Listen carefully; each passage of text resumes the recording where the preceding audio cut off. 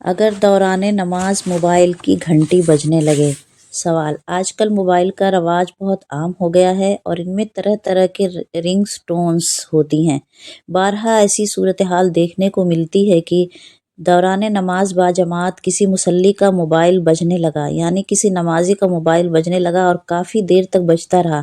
اس سے اس نمازی کے ساتھ دیگر نمازیوں کی بھی توجہ بڑھتی ہے اور اس کے خشوع و خضوع میں خلل پڑتا ہے۔ مسجدوں میں موبائل بند کرنے کی ہدایات آویزاں کی جاتی ہیں، یعنی لکھ کے لگا دی جاتی ہیں، پھر بھی کوئی نہ کوئی نمازی اپنا موبائل بند کرنا بھول جاتا ہے۔ اگر کسی شخص کا موبائل بجنے لگے تو وہ کیا کرے؟ کیا اپنی نماز توڑ کر موبائل بند کرے، پھر نماز میں شامل ہو، یا اپنی نماز جاری رکھے اور موبائل بجنے دے؟ یہ سوال پوچھنے کی ضرورت اس لیے پیش آئی کیونکہ دیکھا گیا ہے کہ بعض حضرات اپنی نماز میں مشغول رہتے ہیں اور ان کا موبائل مسلسل بجتا رہتا ہے۔ جواب: مسجد عبادت کی جگہ ہے، وہاں ایسا ماحول قائم رکھنے کا اہتمام کرنا چاہیے کہ تمام لوگ پورے اطمینان، سکون، انہماک اور خشوع و خضوع کے ساتھ نماز ادا کر سکیں۔ ان چیزوں سے بچنا چاہیے جو نمازیوں کے خشوع و خضوع میں مخل ہوں اور ان کی توجہ بٹاتی ہوں۔ ایک مرتبہ ایک شخص کا اونٹ کھو گیا، اس نے مسجد میں اعلان کر دیا۔ حضرت صلی اللہ علیہ وسلم نے ایسا کرنے سے منع کیا اور فرمایا: انما بنیت المساجد لما بنیت لہ۔ سنن ابن ماجہ کتاب المسجد، حدیث نمبر 765۔ مسجدیں تو مخصوص کام یعنی عبادت الہی کے لیے بنائی گئی ہیں۔ موبائل کی گھنٹی سے یقینی طور پر مسجد میں موجود تمام افراد کے انہماک اور خشوع میں خلل پڑتا ہے، اس لیے مسجد میں داخل ہوتے ہی فوراً موبائل بند یا وائبریشن پر کر دینا چاہیے۔ اگر کوئی شخص اپنا موبائل بند کرنا بھول جائے اور وہ دوران نماز بجنے لگے تو فوراً اسے بند کرنے کی کوشش کرنی چاہیے۔ جیب میں ہاتھ ڈال کر یا موبائل باہر نکال کر معمولی حرکت سے اسے بآسانی بند کیا جا سکتا ہے۔ بعض حضرات یہ سمجھتے ہیں کہ ارکان نماز کی ادائی میں اعضائے جسم کی جو حرکت ہوتی ہے اس کے علاوہ معمولی سے معمولی حرکت سے بھی نماز خراب ہو جاتی ہے، حالانکہ یہ بات صحیح نہیں ہے۔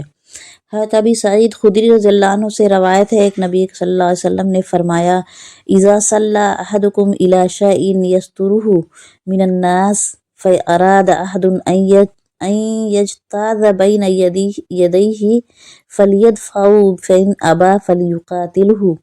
صحیح بخاری کتاب الصلاۃ، حدیث نمبر 509۔ صحیح مسلم کتاب الصلاۃ، حدیث نمبر 258، 259، 260۔ کوئی شخص اپنے آگے سترہ رکھ کر نماز پڑھ رہا ہو، پھر کوئی دوسرا اس کے آگے سے پار ہونے کی کوشش کرے تو وہ اس کو دھکا دے دے، اگر وہ پھر بھی نہ مانے تو اس کے ساتھ اور سختی کرے۔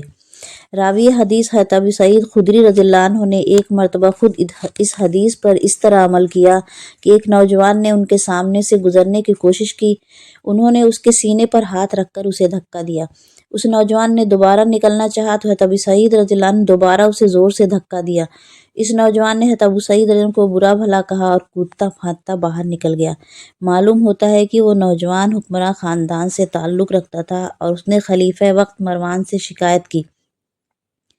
تھوڑی دیر کے بعد حضرت ابو سعید رضی اللہ عنہ بھی خلیفہ کے پاس پہنچ گئے۔ انہوں نے اس نوجوان کی شکایت کا تذکرہ حضرت ابو سعید سے کیا۔ انہوں نے اس موقع پر درج بالا یہی والی حدیث سنائی۔ صحیح بخاری اور صحیح مسلم۔ اس طرح کی اور بھی بہت سی حدیثیں ہیں جن سے معلوم ہوتا ہے کہ دوران نماز وقت ضرورت کسی قدر حرکت سے نماز باطل نہیں ہوتی۔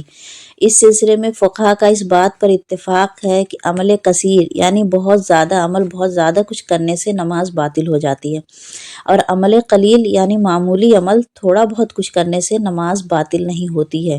ان کے نزدیک عمل کثیر سے مراد یہ ہے کہ کوئی شخص دوران نماز کوئی ایسا کام کرے جس سے دیکھنے والا یہ سمجھ لے کہ شاید وہ نماز نہیں پڑھ رہا ہے، یعنی وہ ایسا کام کرے اسے دیکھ کر محسوس ہو کہ نماز نہیں پڑھ رہا ہے۔ الموسوعۃ الفقیہ: اگر کسی شخص کا موبائل معمولی عمل سے نہ بند ہوتا ہو تو اسے چاہیے کہ اپنی نماز توڑ کر موبائل بند کرے اور دوبارہ نماز میں شامل ہو۔ یہ اس سے بہتر ہے کہ وہ اپنی نماز جاری رکھے اور اس کے موبائل کی میوزک پورے مسجد میں گونجتی رہے اور سبھی لوگوں کی نماز میں خلل واقع ہو۔